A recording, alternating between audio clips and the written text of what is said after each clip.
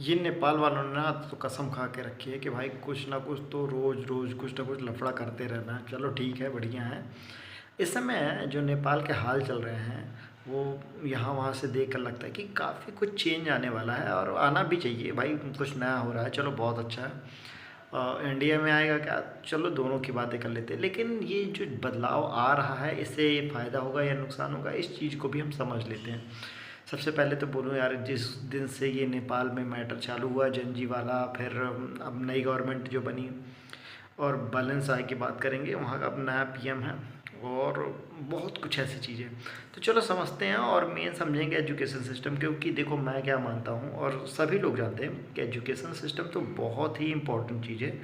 अब बात करेंगे नेपाल की कि ये जो चेंजेस हैं किस लेवल पर हैं और ये कितने बेनिफिट हो सकते हैं। तो सबसे पहले मैं बताता हूँ, इस समय जब नई नेपाल की गवर्नमेंट बनी है तो जैसे हमने बचपन में कुछ मूवीज़ देखी थी, भाई अनिल कपूर की नायक, उसी तरह से कुछ डिसीजंस लिए जा रहे हैं। मतलब वीआईपी कल्चर ख़त्म कर दिया गया है।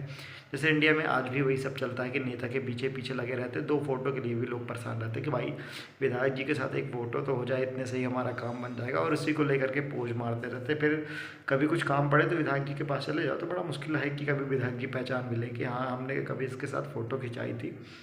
लेकिन हमने तो कभी खिंचाई थी और उसी को स्टेटस लगा के और रुतबा झाड़ते रहते। चलो आगे सोचते हैं। वीआईपी कल्चर ख़त्म किया, सिंपल तरीके से लोगों से मिल रहे हैं, चलो ये भी बहुत अच्छी बात है। अब मतलब काफ़ी कुछ बदलाव देखने को मिला है, बहुत सारी चीज़ें ख़त्म हो गई हैं और बोल रहा है कि सभी की जांच पड़ताल होगी। जो पुराने लीडर्स थे उनकी भी जांच पड़ताल होगी कि भाई इनके पास अगर इतने पैसे हैं तो कहाँ है, कैसा है। स्विस बैंक भी गए, वहाँ से भी वो अपने बारे में पता करा कि नेपाल के कौन कौन से लीडर्स वगैरह वगैरह, ये मतलब सारी चीज़ें। तो काफ़ी कुछ अच्छा देखने को मिला। अब बात करते हैं एजुकेशन सिस्टम की, क्योंकि मेन तो वही है ना। बाकी सारी चीज़ तो ठीक ही है। एजुकेशन सिस्टम में उन्होंने जो सबसे बढ़िया किया है वो ये किया है कि सभी लोग एक ही तरह के स्कूल में पढ़ेंगे, जबकि इंडिया में ऐसा सिस्टम नहीं चलता। यहाँ तक कि जो छोटे लोग गरीब लोगों के लिए स्कूल रहते हैं वो भी, इंडिया की तो बात ही छोड़ो, ठीक है। तो ये काफ़ी बढ़िया है, क्योंकि सभी लोगों के बच्चे जब एक ही स्कूल में पढ़ेंगे तो एजुकेशन में सभी को ध्यान देना पड़ेगा कि भाई बड़े घर के लोग, नेता के लोग या छोटे घर के लोग, सभी तरह के लोग पढ़ रहे हैं तो पढ़ाई अच्छी ही होनी चाहिए। ऐसा कुछ करना ही पड़ेगा, इसके अलावा कोई ऑप्शन नहीं। और सभी के लिए एक जैसे रूल्स होंगे, ठीक है, ये भी काफ़ी अच्छा है। तो ये मुझे काफ़ी बेहद पसंद आया कि भाई बहुत सारी चीज़ें एकदम कॉमन हो रही हैं और जो लीडर्स हैं सारे वो सारे पढ़े लिखे आ रहे हैं, ये और भी अच्छा है, ठीक है। अब एजुकेशन सिस्टम में जो ये सिंपलिसिटी दिखाई जा रही है कि सभी लोग एक ही स्कूल में पढ़ेंगे, एक जैसे एजुकेशन लेंगे, ठीक है, ये काफ़ी ठीक है। इससे क्या है, एकदम इक्वालिटी आएगी, ठीक है। फिर इन्होंने सिलेबस और करिकुलम में भी चेंज किया है, जैसे कि स्किल बेस्ड कर रहे हैं। ये बहुत ज़रूरी है, क्योंकि इंडिया में देखो बच्चा 10th पढ़ रहा है, 12th पढ़ रहा है, यहाँ तक कि कॉलेज भी कर रहा है और उसके बाद भी उसको 8,000 10,000 की जॉब के लिए बहुत परेशान होना पड़ता है। पूरा टाइम लोग किसी न किसी तरह की जॉब के लिए परेशान रहते हैं, या गवर्नमेंट फॉर्म भरना है, ये करना है, वो करना है, इस तरह की चीज़ों के लिए बहुत ज़्यादा परेशान होते हैं। तो मुझे लगता है ये काफ़ी बढ़िया है। मैं भी ये चीज़ें सोच रहा था कि स्किल्ड बेस्ड चीज़ें होनी चाहिए, जो स्किल के ऊपर मतलब बचपन से ही आपको कुछ ऐसी चीज़ें सिखाई जानी चाहिए कि आगे चल के जब आप जॉब करना चाहते हैं तो वो आपको कहीं ना कहीं किसी न किसी लेवल पर काम आए। इस तरह की चीज़ें होनी चाहिए। जैसे अपने यहाँ पर आईटीआई या पॉलिटेक्निक जैसी चीज़ें होती हैं, तो कुछ चीज़ें ठीक है बट कुछ चीज़ें सही नहीं है। बच्चे भी इसको नाम मात्र के लिए करते हैं, सही तरीके से नहीं करते हैं और बहुत बेकार रहता है ये उल्टे सीधे सिस्टम। तो ये क्या है, काफ़ी बेनिफिट रहेगा। और अच्छी बात ये है कि एजुकेशन में उन्होंने फीस उस जैसी चीज़ें सबके लिए बराबर की हैं या फिर नाम मात्र की है, क्योंकि अगर आप टैक्स ले रहे हो तो एजुकेशन तो फ्री देनी ही चाहिए ना यार। तो ये काफ़ी बढ़िया लगा मुझे। बच्चों की पढ़ाई के लिए सपोर्ट मिलेगा। यहाँ तो मामला ही अलग है, यहाँ तो कॉलेज और स्कूल वाले एकदम लूटते हैं, बाकी बच्चे कुछ बने चाहे ना बने, उनकी अलग अलग चीज़ें हैं, ठीक है। सभी को एक जैसे एजुकेशन दो, एक जैसा सिखाओ, ठीक है। यहाँ पर मामला बहुत ही अजीब है, बहुत ही। सबसे जो बुरी चीज़ है वो है करप्शन, ठीक है। जिस देश में करप्ट लीडर्स होते हैं और लीडर्स भी ऐसे हों जिनको यही नहीं पता कि आगे चल के फ्यूचर में हमें करना क्या चाहिए, और उससे भी बड़ी प्रॉब्लम होती है कि वहाँ की जो जनता होती है, पब्लिक होती है, वो इन चीज़ों को लेकर के अवेयर है कि नहीं। अगर वहाँ की जनता सिर्फ कुछ पैसों के लिए 2500 रुपये 1500 रुपये के लिए वोट दे सकती है, तो आप इस बात से आप अंदाज़ा लगा लीजिए कि आगे चल के क्या होने वाला है उस देश का, जो देश ऐसे हो जाए, ठीक है, अपना राइट नहीं मांगता हो, ठीक है, आपके साथ गलत हो रहा है, महंगाई हो रही है और भी बहुत सारी चीज़ें, इनके खिलाफ आप आवाज़ नहीं उठा सकते, ठीक है। आपकी सड़कें सही नहीं हैं फिर भी आपके चालान काटे जा रहे हैं, तो आप इनके खिलाफ आवाज़ नहीं उठा सकते। तो ये ऐसी सारी चीज़ें हैं, ठीक है। आप ही के देश से पेट्रोल दूसरे देश में जाए, वहाँ सस्ता बिके और आपके यहाँ ही महंगा बिके, तो इसके खिलाफ भी आप आवाज़ नहीं उठा सकते, ठीक है। फिर आप टैक्स देते रहें, ठीक है। टैक्स के बाद भी आपको एजुकेशन महंगी मिले, इलेक्ट्रिसिटी महंगी मिले, सिलेंडर महंगा मिले, खाने के प्रोडक्ट्स महंगे मिले, ठीक है, और मेडिकल फैसिलिटीज़ भी जो हैं वो भी महंगी मिले, तो इन चीज़ों को हमें समझना होगा, ठीक है। टॉपिक से ज़्यादा नहीं भटकेंगे क्योंकि एजुकेशन वाला पॉइंट लिया तो एजुकेशन पर ही आते हैं, ठीक है। हम थोड़ी थोड़ी चीज़ें मिक्स कर रहे हैं ताकि हमें ये भी समझने को आए कि नेपाल में ये चेंजेस हो रहे हैं, ठीक है। हाँ, अब वहाँ का जो लीडर है वो इतना कुछ खास नहीं है तो एक रैपर ही, लेकिन समझने वाली बात ये है कि वो थोड़ा सा यूथ है, नया है और वो नए ज़माने की सोच के साथ चल रहा है। तो ये काफ़ी बेनिफिट हो सकता है हम सभी के लिए, हम सभी के लिए नहीं कह सकते, नेपाल के लिए तो बहुत ही अच्छा होगा। हाँ, ये हो सकता है कि इन चीज़ों को बाकी लोग भी देखें, खास करके इंडिया वाले इन चीज़ों को देखें और समझें कि हाँ भाई, एक नए सोच वाला कोई यूथ या लीडर आता है तो ये हम सब के लिए बहुत अच्छा होता है, क्योंकि नए ज़माने का है, हम लोगों के साथ का है।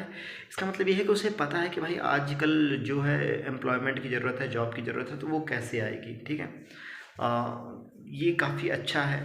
हमारा जो देश है, हमारा जो यूथ है, वो तो बस रिलीजन और कास्ट के नाम पर ही भिड़ा हुआ है, ठीक है। आप महंगाई के खिलाफ आवाज़ नहीं उठा सकते, आप बेरोज़गारी के खिलाफ आवाज़ नहीं उठा सकते, लेकिन अगर किसी ने आपकी मूर्तियों को थोड़ा सा तोड़ दिया या फिर किसी ने आपके भगवानों को लेकर कोई कमेंट्स वगैरह पास कर दिए, तो इनके लेकर के आप हो जाते हो, ठीक है। तो मैं कहता हूँ कि ठीक है यार, आप किसी के गॉड को ऐसा नहीं बोलना चाहिए।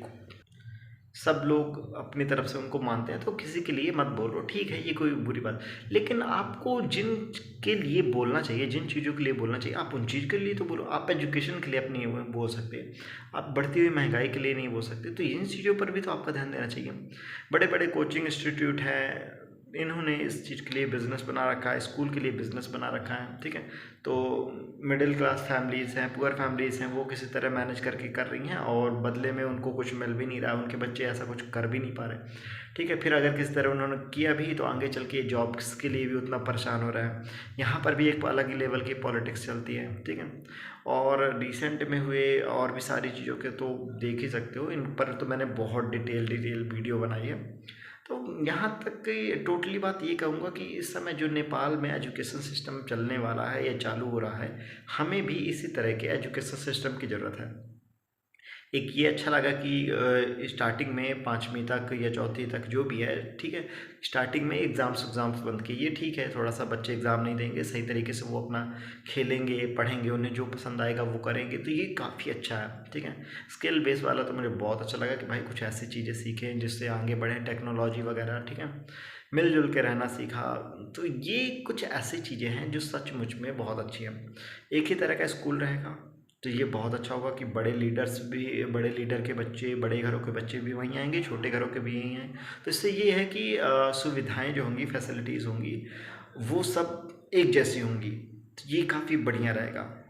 तो जो हम एक बड़े लेवल के बच्चे को, लीडर को पढ़ा रहे हैं, वही हम पुअर कंडीशन के लिए बच्चों को या मिडिल क्लास वालों को भी पढ़ा रहे हैं। इससे ये होगा कि जिसमें एक्चुअल में क्वालिटी होगी वो थोड़ा ग्रो करेगा और आगे चल के वही लीडर बनेगा। तो ये मुझे कुछ चीज़ें बहुत अच्छी लगी। इसका जो पूरा क्रेडिट जाता है ना, वो जाता है वहाँ के यूथ को, क्योंकि वहाँ के यूथ ने अगर इस तरीके से अपनी गवर्नमेंट के अगेंस्ट आवाज़ नहीं उठाई होती तो आज ये चीज़ें देखने को, इतने बड़े चेंजेस, इतने बड़े बदलाव नहीं मिलते। वहीं मैं बात करूं अपने इंडिया की यूथ की, तो मेरा यूथ जो है, अब तो बहुत मुश्किल है कि यहाँ से झांसी की रानी या चंद्रशेखर आज़ाद जैसे कुछ हों। बस मेरा यूथ रील्स बनाएगा, इंस्टाग्राम बनाएगा और ब्लॉगिंग करेगा कि हेलो गाइस मिलते हैं यहाँ वहाँ, बस ऐसी चीज़ें उनसे मैं उम्मीदें कर सकता हूँ। कुछ और नहीं, बड़ा मुश्किल है। बस वो यहीं तक थोड़ा सा अपनी बातें दिखाएंगे कि अरे हम ऐसे, हम वैसे, हम वैसे वैसे। ठीक है, आप हैं जो हैं, लेकिन रियलिटी तो यही है ना कि आप सालों तक गुलाम भी थे। आप इन चीज़ों को कैसे अवॉइड करेंगे? बट थे जो थे। बुद्ध आए, बुद्ध ने किया जो किया। अम्बेडकर आए, गांधी आए, उन्होंने किया जो किया। विवेकानंद आए, उन्होंने किया जो किया। राम आए, उन्होंने किया। लेकिन अब हम क्या करते हैं, इन चीज़ों से फ़र्क पड़ता है ना। तो अब हमें भी कुछ अपने लिए नई शुरुआत करनी होगी। ठीक है, आप, हमारा यहाँ का यूथ, ठीक है, बूढ़ों बुजुर्गों को, ठीक है, जो उम्र दराज है, उनको लीडर बैठा कर उनसे जॉब मांगता है। ऐसी हालत है हमारी, जबकि आपको वहाँ पर बैठना चाहिए और उनको पेंशन जैसी चीज़ें देनी चाहिए, लेकिन यहाँ पर मामला ही उल्टा है। अब ऐसे लीडर्स आप चुनते हैं जिनको कुछ आइडिया ही नहीं है कि भाई हमें करना क्या चाहिए एक्चुअल में। लीडर्स के लिए सारी सुविधाएं, बट आम आदमी परेशान है। तो ये सब चीज़ें भी आपको समझनी चाहिए। तो अगर आज आप किसी चीज़ के जिम्मेदार हैं तो वो आप खुद हैं। ठीक है, आपने सही गवर्नमेंट नहीं चुनी। जब आपको हक मिला है वोट देने का, चुनाव देने का, तो आपको इन चीज़ों का यूज़ करना चाहिए। आप नहीं कर रहे हैं, ठीक है, तो आप इसी तरह की चीज़ों से गुजरेंगे और अभी तो हालत और ख़राब होने वाली है। ठीक है, एक तरफ से आपको 1500 रुपये दिए जाएंगे, 2000 दिए जाएंगे, 2500 दिए जाएंगे और वहाँ से फिर हज़ारों रुपये आपसे वसूले जाएंगे। ठीक है, बस क्या करना है, कुछ आपको डरा देना है कि यहाँ युद्ध हो रहा है, यहाँ ये हो रहा है, वो हो रहा है, इसकी वजह से इतने रुपए बढ़ गए, इतने रुपए बढ़ गए। बढ़ने तो इतने वाले थे लेकिन इतने ही बढ़े हैं। फिर धीरे धीरे लोगों को आदत हो जाएगी। इस पर भी मैंने एक बहुत सारी वीडियोस बनाई हैं, तो उनको भी ज़रूर देखो। और फ़िलहाल जो चीज़ें चल रही हैं, क्योंकि नया है तो नया नया तो बहुत अच्छा लगता है, तो हो सकता है मे बी, मुझे ऐसा लगता है कि ये थोड़े चेंजेस नेपाल में बहुत बड़े चेंजेस लाएंगे। इंडिया में भी कुछ चेंजेस होने चाहिए ताकि हम भी कुछ नया जानें, नया सीखें, क्योंकि जिन लोगों ने टेक्नोलॉजी जैसी चीज़ें एक्सेप्ट की हैं वो आगे बढ़ी हैं। भले आप चाहे यूएसए की बुराई करें, चाइना की बुराई करें, बट वो लोग आगे बढ़ रहे हैं। और जिन लोगों ने रिलीजियस मैटर, कास्ट सिस्टम, इन चीज़ों पर ज़्यादा ध्यान दिया है, वो लोग पीछे ही होते गए हैं। अब इंडिया में किसी चीज़ की कमी नहीं है, लेकिन हो गया हम सब आपस में ही उलझे हुए हैं, तो हम आगे की बात ही नहीं करते। ना हमें गूगल बनाना आता, ना इंस्टाग्राम बनाना आता, ना कुछ आता। बस हो गया, बस यहाँ वहाँ टिप्पणियाँ, कमेंट, और बस हर चीज़ में हम बताते हैं कि ये तो सब हमारे पास पहले से लिखा हुआ। ठीक है, लिखा है, लेकिन कोई फ़र्क नहीं पड़ेगा। आने वाले टाइम में जिसके पास टेक्नोलॉजी होगी, जो स्मार्ट होंगे, जिनके पास मिसाइल्स होंगी, वही लोग आगे सर्वाइव करेंगे। तो इन चीज़ों को छोड़ करके आगे बढ़ें। हम भी कुछ एजुकेशन सिस्टम में चेंज लाएं, जिससे आने वाले टाइम में हमारे यहाँ पर इस तरह की प्रॉब्लम्स ना हो। मिलते हैं नए वीडियो के साथ। अगला वीडियो जो मैं बनाने वाला हूँ, वो मैं बनाने वाला बंगाल इलेक्शन पर। देखना ज़रूर, बहुत ही काम की वीडियो आएगी।